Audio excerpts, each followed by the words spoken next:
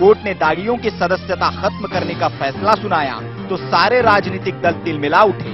आनन फानन में जनप्रतिनिधित्व कानून में संशोधन के लिए संसद में बिल लाया गया। राज्यसभा ने उसे स्टैंडिंग कमेटी को भेज दिया तो जल्दबाजी में सरकार ने अध्यादेश लाकर कोर्ट के फैसले को पलटने की पूरी तैयारी कर ली। लेकिन विपक्ष के तत्कालीन विरोध और राष्ट्रपति के सवालों के बाद कांग्रेस सत्ते में आ गई। पार्टी ने राहुल गांधी को दूत की तरह भेजा कि वो कुछ चमत्कार करें। राहुल बोले तो फिर कांग्रेस चुप हो गई। My opinion on the ordinance is that it's complete nonsense and that it should be torn up and thrown out. That's my opinion, my personal opinion on the ordinance. I'll repeat it for you. My opinion on the ordinance is that it should be torn up and thrown away. Okay? Rahul Gandhi के सामने आते ही आधे घंटे में Congress party पलट गई। कल तक अध्यादेश को देश हित में बताने वाले नेता अब राहुल चालीसा जप रहे हैं। जो राहुल जी कहेंगे राहुल जी के साथ है। सरकार मैं बोल रहा हूँ ना कि जो अगर कोई चीज राहुल जी ने कही है तो जो राहुल जी कहेंगे वही चीज होनी चाहिए, उसी के साथ है। राहुल ने कमाल कर दिया। अपनी ही सरकार, प्रधानमंत्री और पार्टी सबको कटघरे में खड़ा कर चलते बने राहुल। ऐसा करके कांग्रेस भले ही छीछालेदर से बचना चाह रही थी, लेकिन अब उससे ज्यादा छीछालेदर हो रही है। ये एक डैमेज कंट्रोल एक्सरसाइज है।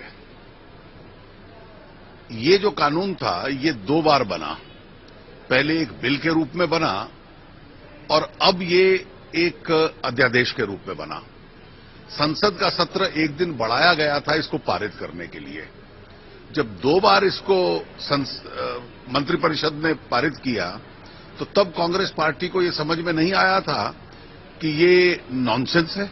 निराशाओं के अंधेरे में हर बार सुप्रीम कोर्ट आशा की एक किरण बनकर सामने आया है, लेकिन जनता को अधिकार देने की पैरवी करने वाले राहुल गांधी जैसे माननीय भी सामने आ ही जाते हैं। जनता के हाथों में अधिकार देने की बात तो उम्मीद जगाती है, लेकिन अध्यादेशों के अध्याय इस ख्वाब को पूरा होने देंगे या फिर सशक्त लोकतंत्र की डोर राजनीति के भ्रमजाल में उलझकर रह जाएगी, ये बड़ा सवाल है।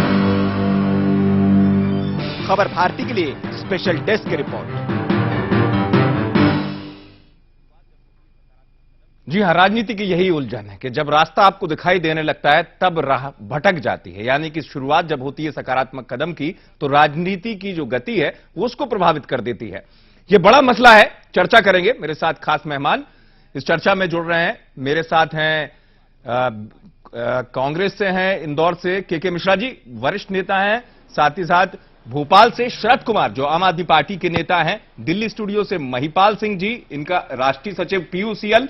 यहां मैं आपको बता दूं पीयूसीएल वो संगठन है जिसने शुरुआत की थी इस लड़ाई की, याचिका दी थी सुप्रीम कोर्ट में कि राइट टू रिजेक्ट अधिकार मिले। साथ ही साथ रायपुर से हैं मेरे साथ प्रज्ञान भट्टाचार्य जी, संपादक खबर भारती। आप सभी का बहुत स्वागत है। चलिए, और साथ ही साथ हम स्वागत करेंगे, हमारे साथ खास मेहमान है सुधा मलैया जी जो बीजेपी की राष्ट्रीय सचिव है। सुधा जी, आपका बहुत स्वागत है। चलिए चर्चा करेंगे, लेकिन उससे पहले जरा हम दिल्ली की स्थिति को टटोल लें। दिल्ली में क्या हुआ दिन भर और इस फैसले के बाद क्या हलचल देखी गई। हमारे सहयोगी शंकर विश्वकर्मा संवाददाता दिल्ली, उनसे हम समझने की कोशिश करेंगे स्थिति को। शंकर, निश्चित तौर पर यह बड़ा फैसला और उस फैसले के बाद सियासी गलियारे में एक हलचल देखी गई और वो हलचल मिली जुली प्रतिक्रिया के तौर पर आई। दरअसल एक होता है कि इतने बड़े फैसले के बाद प्रतिक्रिया उत्साही आती है या प्रतिक्रिया बहुत स्वागत योग्य आती है, वो तमाम चीजें क्या दिखाई दी? आपने पूरे घटनाक्रम पर नजर रखी आज।